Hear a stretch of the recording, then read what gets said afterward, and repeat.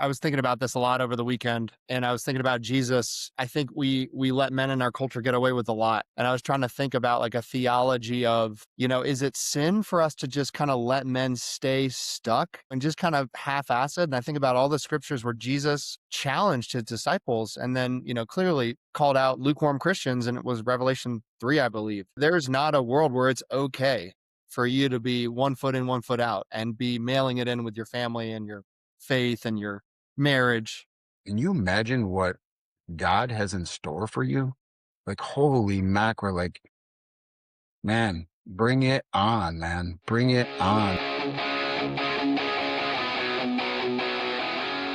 What's up, everybody? This episode is sponsored by ExitWise. If you're a business owner thinking about selling your company, whether that's now or years down the road, you need to know what your business is actually worth and how to maximize that exit. That's exactly what ExitWise does. They help you prepare, position, and ultimately sell your business by assembling a world-class team of M&A experts around you, guiding you from valuation all the way through closing. If you want to know what your business is really worth and how to increase that number before you sell, go check out exitwise.com and get ahead of it.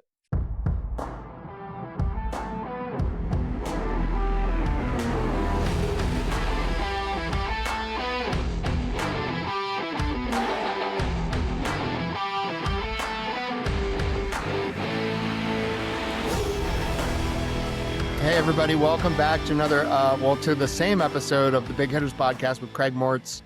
We just weren't able to get into everything last time. And so we left off some really amazing, impactful stuff that Craig is doing with his foundation. Craig is just a very well-connected guy. He's got a lot of stuff that he's giving to and supporting. And I'm sure we'll, kind of dive into a few more things he wants to talk about. So Craig, tell us a bit about the work with the different foundations and the charities that you're a part of. Yeah, man. First of all, I just want to say thank you to you, man. Thank you for hitting it out of the ballpark. I mean, you're doing an awesome job.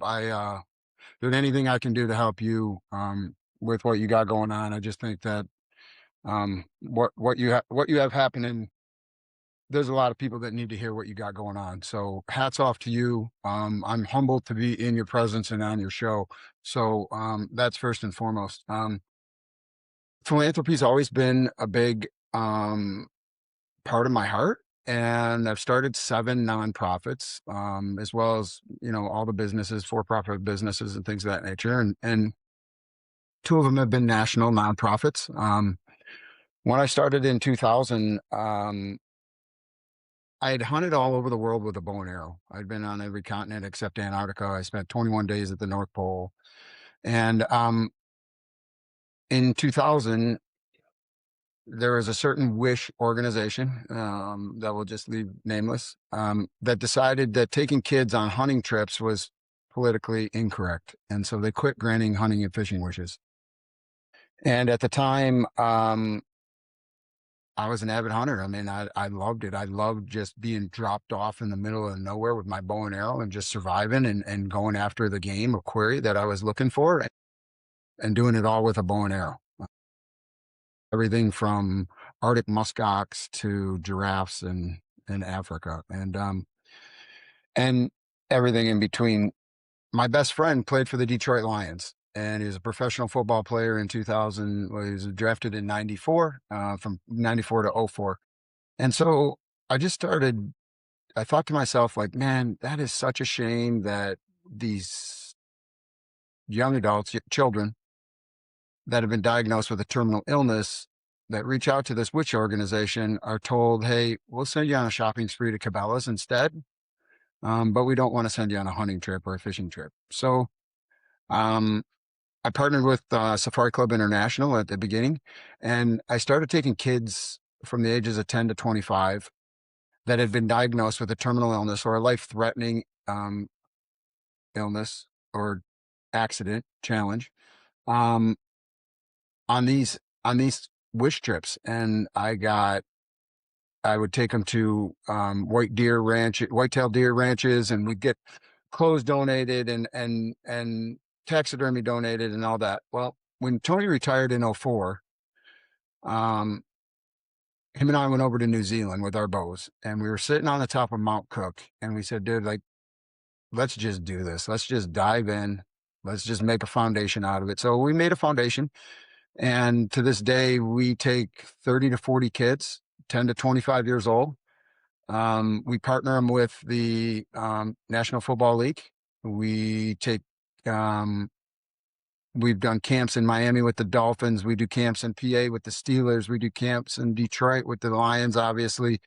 We've done camps in St. Louis with the Rams. Denver Broncos want us to come out there. Brett and Deanna Favre, great friends of the foundation. Any kids that come out of Minnesota and Wisconsin, dude, Brett and Deanna from the Forward Foundation, they just take a check for those kids, and it's a done deal. I mean, just great, great, great people. And when you're sitting in that deer blind and you're sitting with a kid that's 18 years old that is getting chemicals injected into him that'd kill a horse, and he just wants to be outside, and every doctor and every specialist says, well, he can't do that. No, he can't do that. And he can't do that. The hunting aspect of that is like this big, right? The rejuvenation of spirit of sitting in the outdoors, sitting in the wilds, looking at majestic animals, sitting with family and just taking a deep breath, not in a hospital bed, and just us loving on them. Dude, you can't put a price on that. You can't, you know, we've done hundreds of kids in the last 25 years. There's been quite a few that have passed away because of their situations, and the testimonies and the stories, Andrew, I mean, it will blow your mind how Jesus shows up in those moments. I have two children. My son is 30, Logan, and my daughter's 28, Winter. I have a stepson who's 21 with my wife, Isabel. And man, until you're presented with what those families go through from the initial diagnosis, and you sit and talk to the parents on how they save, you know, PTO time and how they save money because we got to make a trip to this hospital and we got this treatment and we got that treatment, and the dad can't go because he's got to work, and the choices that these families have to make that I never had to make. You, perfectly healthy children, you don't have to make these choices. As it relates to my for-profit business, we take 5% of our gross proceeds, gross revenue, and that goes into a fund that donates to faith-based organizations on an annual basis. 5% of gross. That's before anybody gets any money or blah, blah, blah, blah, blah, blah, blah. We all know what gross is. And our foundation is completely endowed. We're in the top 10 in the NFL Players Association out of New York. We have football players that I can pick up a phone and call. The stories, the testimonies. 3 years ago, we had a young girl that was on our roster, and it's called the Foundation for Hope. And what's interesting is the Foundation for Hope. People say Foundation for Hope. You can Google it, foundationforhope.org. But foundation doesn't mean organization. Foundation means like bedrock. You know, as we were sitting on top of that mountain in Mount Cook, that's a foundation. Like, you built this on stone, right? It's the bedrock of what you do, and hope is what comes out of it. And Jesus, you know, everybody talks about religion, and whether you're Catholic or Lutheran or Protestant or whatever it may be, Jesus never created a religion.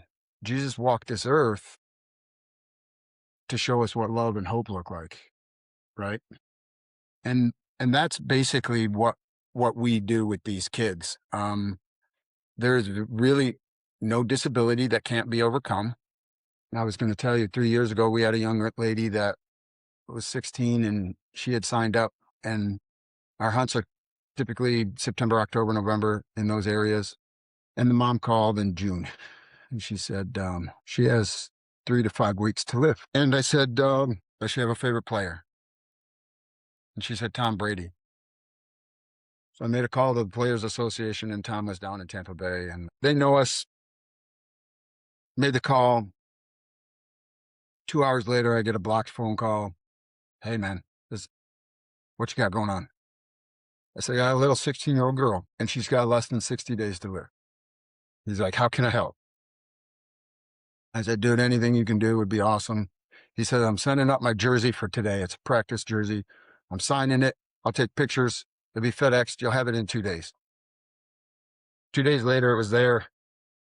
And 14 days later, after I presented that to her, she passed away. And at her funeral, she was laid out wearing his jersey. You're gonna make me cry. Yeah. It's, I tell that story, 100 times, and I still the same way. It's like, I don't have to make those choices, right? yeah. And here you are at a funeral for a 16-year-old girl, and everybody's coming up to you as if you're the hero. Like, dude, what you did was amazing. What you did. Thank you, thank you, thank you for the. Yeah. And the mom's like, for the last 14 days, she wouldn't take it off. She just wore it, like she wanted to sleep in it. She wanted to shower in it. Like, she would not take it off. Mm. And you have no idea the impact you made on her life. So all of our employees get to participate in that. It's incredibly rewarding. You may recall, we have kids, obviously, because of their situation, that are paraplegics and quadriplegics. We've had kids that have cancer has eaten their optical nerves and they have no eyes. And you say, well, dude, how does a kid who's a quadriplegic shoot his own gun? And, how do you even make that happen? So you remember the movie Shooter with Mark Wahlberg? In that movie, about 8 years ago, they brought him in for an assassination assessment against the president in 4 cities. And they said, if you're going to be an assassin, which city would just kill the president? And they ended up shooting an Ethiopian archbishop out of a bell tower with a remote controlled gun. I designed that. And so we have a company that builds those guardian systems that allows kids with physical disabilities to sit at a Pelican case with an iPad, a PLC in them, and they steer the gun that sits remotely 25 feet outside the line on a bulb turret, all designed, and they steer it with a joystick, and the scopes are modified to have video outputs on them. And so the PLC screen in the Pelican case only sees what the scope sees. And so the kids can steer. It can be morning, noon, or night. They can have fine motor skills or not fine motor skills. And they can steer their own gun with a joystick. They don't even have to see outside. We've had kids that have been completely blind. We've steered them up and down, left and right. And there's a big easy button. We call it an easy button, but there's a big easy button that fires that weapon. And the guide in the blind has a dual controller that's wired in series to where the kids can't shoot unless the guide clears it and okays it. And man, it's pretty amazing. There are 0 limitations to what we can do. There's 0 limitations to what kids can do. Quadriplegics, we adapted one of the systems as a sip and puff trigger, and he literally can shoot a firearm with a sip and puff trigger. And this is, the stories are incredible. What's the name of that company, Craig? I wasn't aware that you owned a company that did that stuff. Adaptive Outdoor Systems.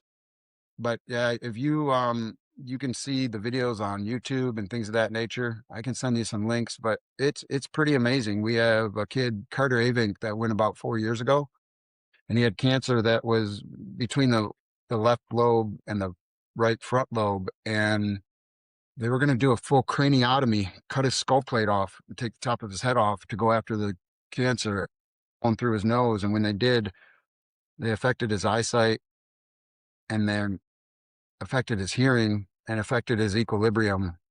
And he used one of these systems, and Holy mackerel. Like it is just such a powerful, powerful situation. I was in the blind. The dad was there. The kid was doing it. He did it for, 2 days playing around with it. It's like playing a video game. And when he hit that big buck, when he shot that big buck out of that thing, the kid jumped up screaming. And I looked and I couldn't find the dad. And I looked around and the dad was laying on the floor just sobbing. Just like this would have never been able to happen. And it's just such a cool, cool experience to be able to provide those opportunities for the kids. So yeah, I mean, and all of our employees, they get to participate, right? I mean, they get to do, I mean, two of them sit on my board of directors. Yeah. Tony and I try and go to all the hunts if possible. But yeah, it's just pretty rewarding, man. It's a humbling experience when you're sitting there. And we actually had a kid last year that was near death and came back. And he came back and he wanted to be baptized at the hunting camp, like in the river. It was 32 degrees. I mean, and this kid just dove in like it was nothing, man, like it was a swimming pool. And he just was on fire for Christ. And holy mackerel, like just what a moment, right? The dad, the dad's like, it's interesting because the dad's like, I don't even know if I trust God because of all the things his kid went through, right? Like, Yeah. like, man, God, why would you do this to me kind of thing? And after that experience, the dad's like, yeah, man, I'm all in. Like, I gotta be there for him for this. And dude, it's just so moving. It's just so, so powerful when you can experience those things. Yeah. How do the kids find you? Do you find them? How does that work? Yeah, both. I mean, we've been on TV shows, we've been on ESPNs, we've been on pre-games to football games. The NFL's carried us on Fox and stuff like that. But yeah, mostly through hospitals and social workers. When your child is diagnosed with a terminal illness or you have long-term stay at a hospital for some of these diseases, um, it's through social workers that bring you a gas card or they bring you a keys to around a McDonald's house or they bring you, food coupons. And then it's through a social worker that'll say, hey, you ever thought about doing this? And most parents don't. Like if your kid's been diagnosed with a disease, you're like, dude, I got no vacation time. Like all my vacation time's tied up in treatments and surgeries and your primary focus is to get them better. And so you're like, oh yeah, okay. My last instinct is to go on a hunting trip. Yeah, no. Yeah, could we take more? Absolutely. Finding them is the hardest part. And then logistically, that's why I talk about all the different franchises. We go to where there's a demographic of kids. We have a little hotspot that's brewing down in Texas.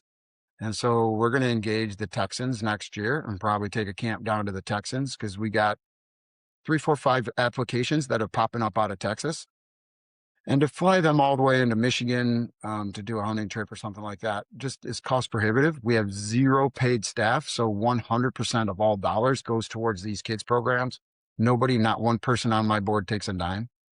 And so, yeah, I mean, just word of mouth, these kids will leave and they'll go back to their treatment centers and tell other kids to fill out applications. So that's kind of how it goes. Yeah. Pretty amazing.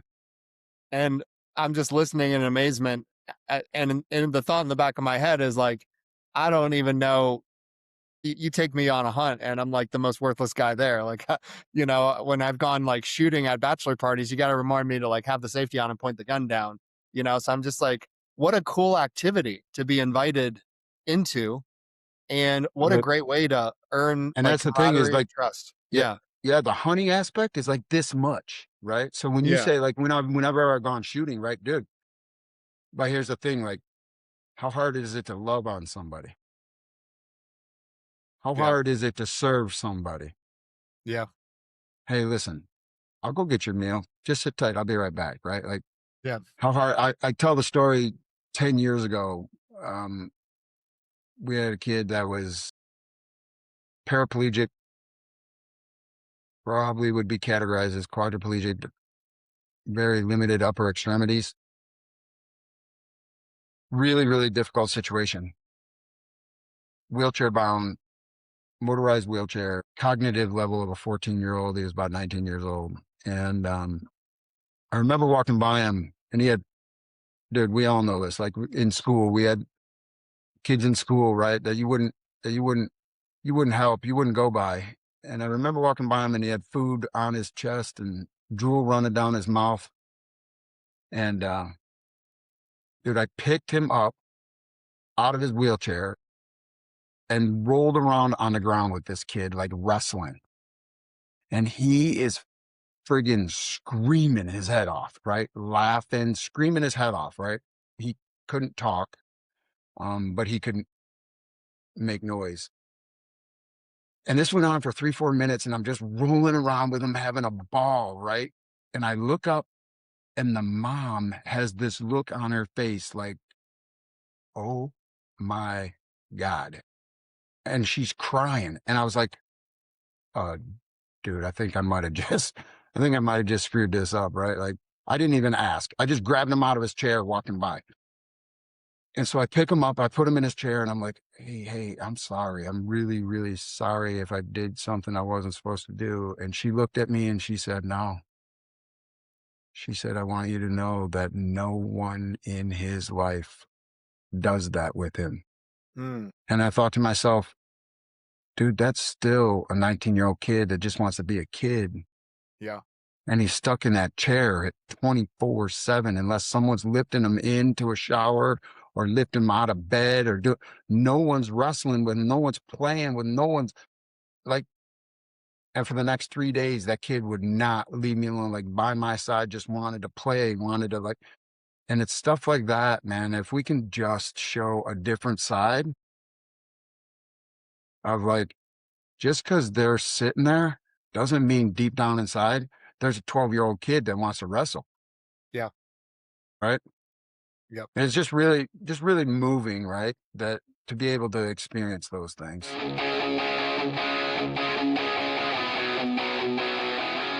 This episode is brought to you by Pierre Tax and Accounting, led by CPA Eric Pierre, a seasoned accounting and tax expert with years of experience helping individuals and businesses navigate complex financial landscapes.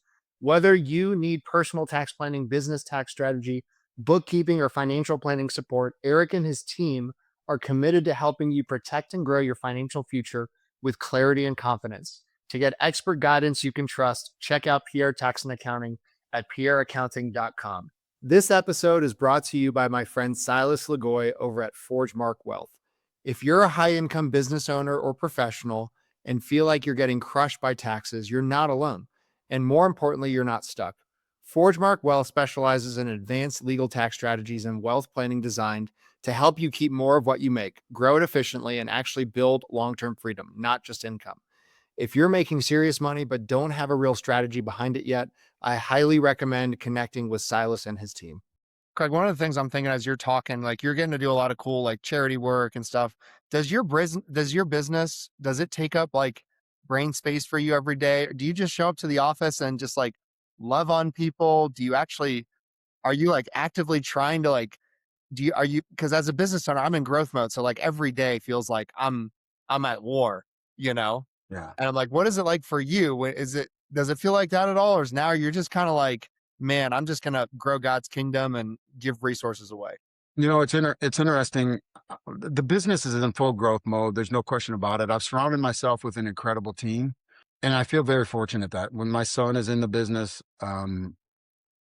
so it has granted me some opportunities to explore some of the more philanthropic stuff.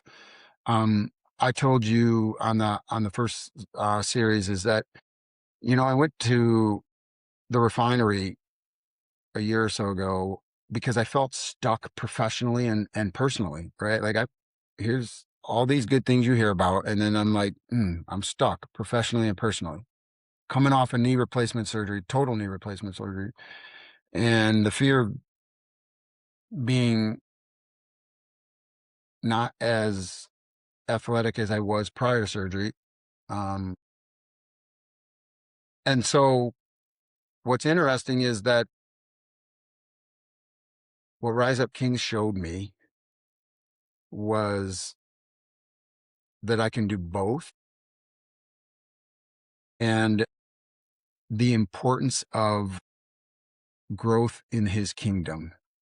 And so discipling men to be stronger men, and then recognizing, back to your statement, your comment, is bandwidth. There's only so much bandwidth.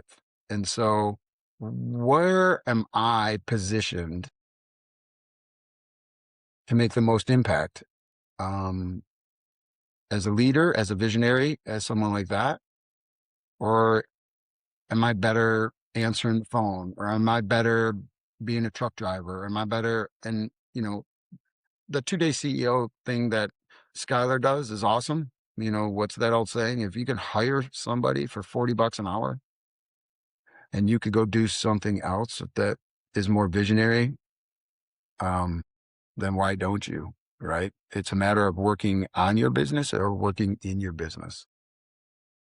And so it's taken a while. I started 17 years ago and didn't have $2 bills to rub together.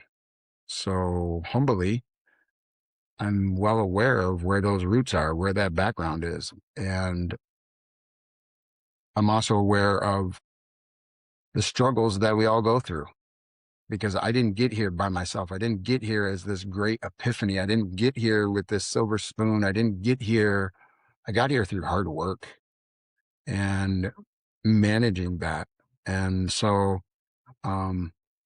and surrounding myself with people that I believe have a similar vision, have a similar ideology. Maybe I mentioned it last session, but we have a unique situation within our organization. Is most everybody that you talk to, when they look to fill job roles, if you're looking for a controller, you're looking for someone who has an accounting background, a finance background, a master's in accounting, something, right? Yep. But what if you were just looking for somebody with the right attitude?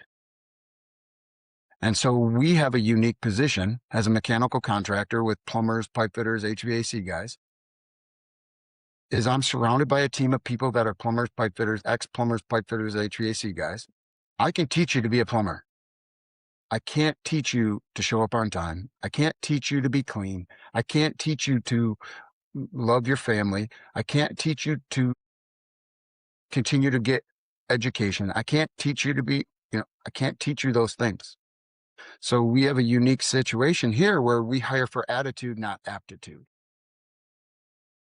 And when you start hiring for attitude, I'm sure in your world, you could teach somebody to be the next Andrew Hathaway, but you can't teach them the other stuff.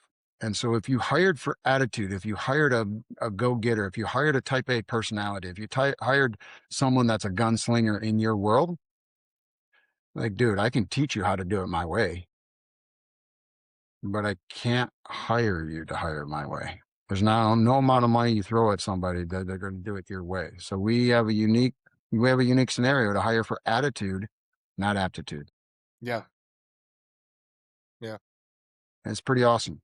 Built a pretty dynamic team, 62 here in Michigan and 4 down in Miami. Yeah.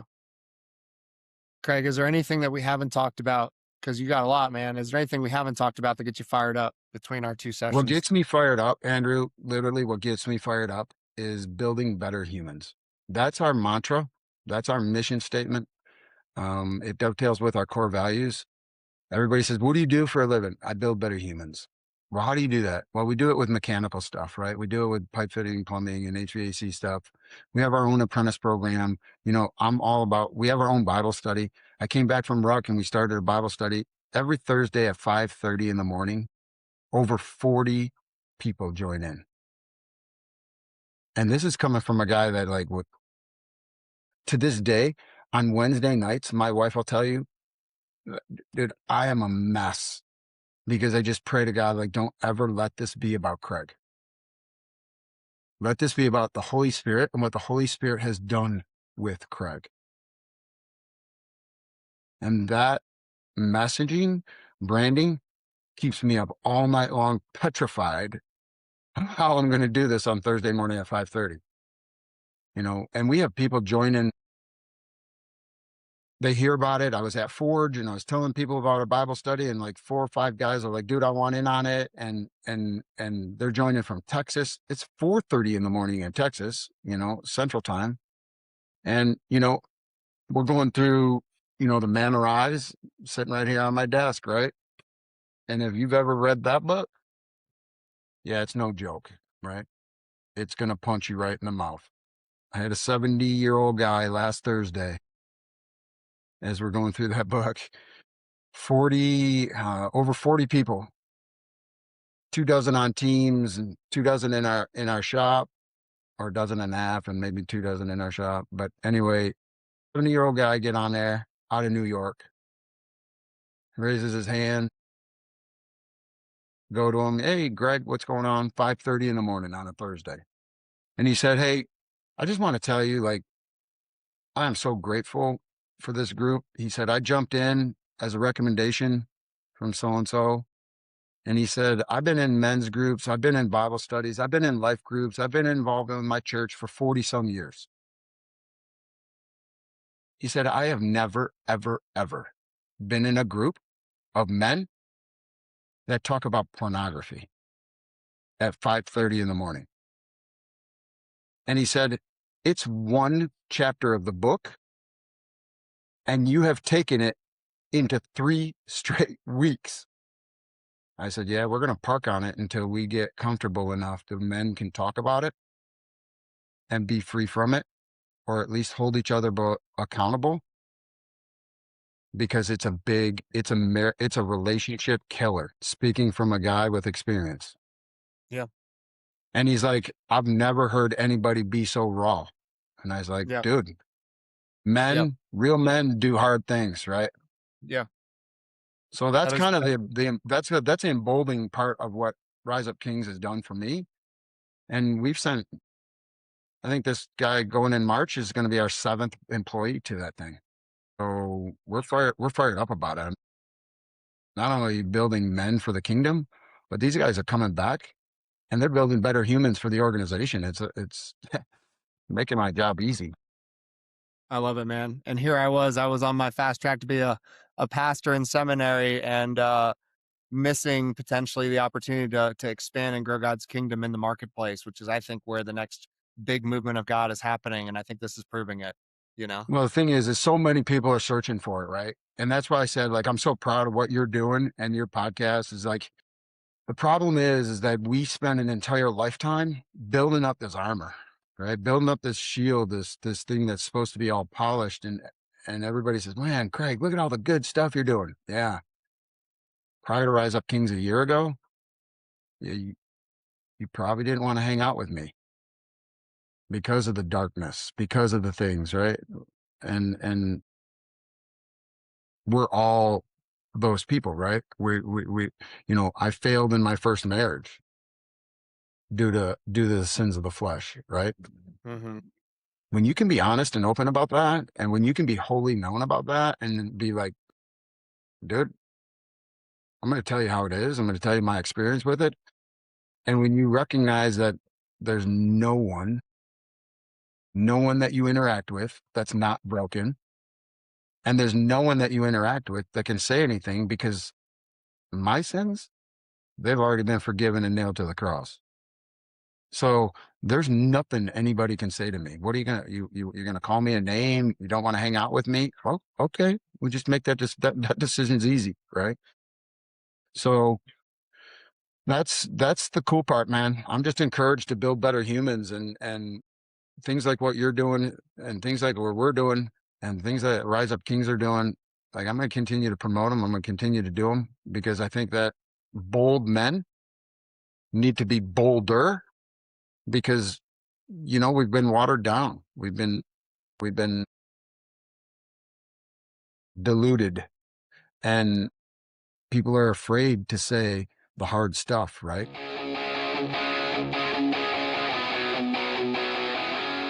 This episode is brought to you by 10x Nerds. If you're a business owner doing real revenue, there's a good chance you're overpaying in areas you haven't even looked at. Things like credit card processing, insurance, telecom, and more. 10x Nerds comes in, audits your expenses across 30 plus categories, and finds immediate savings. And here's the kicker: they only get paid if they save you money.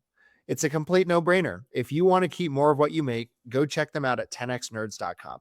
This episode is brought to you by Rakowski Law Firm. If you're a business owner or have built a level of wealth, but you don't have your estate plan dialed in, you're exposed. Rakowski Law Firm helps families and business owners protect their assets, avoid probate, and make sure everything transfers exactly how it should.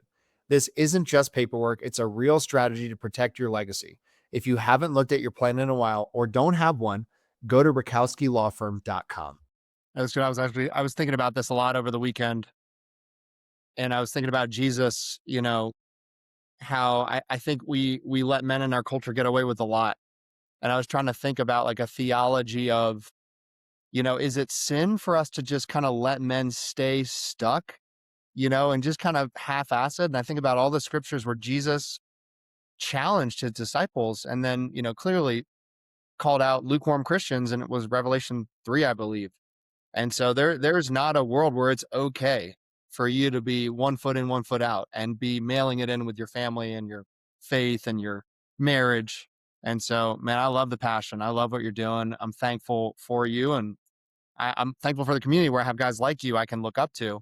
And Yeah. it's a good reminder of what, you know, what it really looks like to be faithful. So, Yeah. And it's crazy because you go through life. I'm 56 years old, right? You go through life and you're like, can you imagine what God has in store for you? Like, holy mackerel, like, man, bring it on, man. Bring it on. Like, I'm fired up about that, right? I've done it my way and it's been good, but I've had a lot of mistakes along the way. I've hurt a lot of people along the way. I know exactly what those wounds were in my refinery event, and to go through the forge and dig into those wounds and pour into them and be like, right? It's just been so freeing, but yet so powerful, right? You come back and you think like, I'm free from all this garbage. And you think, well, people are not going to follow me. People are not going to like, I come back and I tell people, okay, I sedated away from my marriage with porn because I didn't know how to discuss my emotions or my feelings, or I didn't want to talk about them, or I didn't even know what to say about them. Right. And they're like, you're like, people are not going to want to follow me as a leader. Bro, it's the exact opposite. The exact opposite. When you can be vulnerable and humble about your brokenness, my brokenness, then everybody else is like, dude, you want to hear about my brokenness? Want to hear about my brokenness? How about my broken? And come on, bring it. Bring it. You don't have to carry that anymore. Right? Name it. I want you to name it and then know that Jesus died on the cross for that. It was nailed there. Like, you don't have to carry that. And that's super cool, man. Super cool. amen. It's not for everybody. Trust me. You've been through, man. It takes people are like, man, you went through Rise Up Kings, the refinery. Why would you go back to the forge? Because I'm all about doing the work. I'm all about doing the real work. Yeah. I want to know what he has in store for me. Like, I Yeah. want to know, right? Yeah. Dude, I don't want to I've stood alongside people in their deathbeds, Yeah. hundreds, from kids to adults. Yeah. And there's not one adult that says, I got this much money in my checkbook, right? They all just want another day. They just want time, right? And then I've stood alongside kids, and it's the same thing, man. It's like, what if tomorrow was your last day? What would you do today? What does God have? Like, what does God have in store for you? Right? Holy Hmm. mackerel, who knows? Like, I can Yeah. only tell you the doors that he's opened since this transformation, this scenario that I've been going through, walking through. I just have to continue to trust and be obedient. That's it. Yeah. And he is just, oh my God, he is such a Yeah. gracious God. He stood alongside of me even when I didn't want to know him, even when I didn't want to talk to him. And and he's been so patient. So I'm excited to see where the next 56 goes. I like it. And you might live another 56 given modern Yeah, technology. You don't know, man. we're working on it. Yeah, you don't know. Well, if people want to learn more about your foundations and just holistically kind of what you do, um, where can they go? Yeah, man. CSM Charlie Sam Mary Mechanical.com is the parent company here in Michigan. And then Foundation for Hope.org. And it's as simple as that. Foundation for FOHOPE.org. You can go on there, you can see videos, you can see testimonies, you can donate. Listen, you can volunteer. You send us a note and come up and see it. People ask all the time, like, what can I do? What can I do? Dude, just come love on these kids. That's it. Everybody in their world is in a sterile environment and they just want to be loved on. They just want to know that they have hope. And it's pretty powerful. Really powerful. I love it, dude. Well, thank you so much for coming on the podcast. You You know, got it, brother, man. over 2 sessions, man. This has been really, really powerful. Don't go anywhere Dude, because I want to keep talking, but thank you. yeah, man. Anything you need, anything, you pick up the phone, if I can help, I'm there for you. Keep up the good work, man. You're crushing it. I love what you're doing. Thanks, dude. Appreciate it.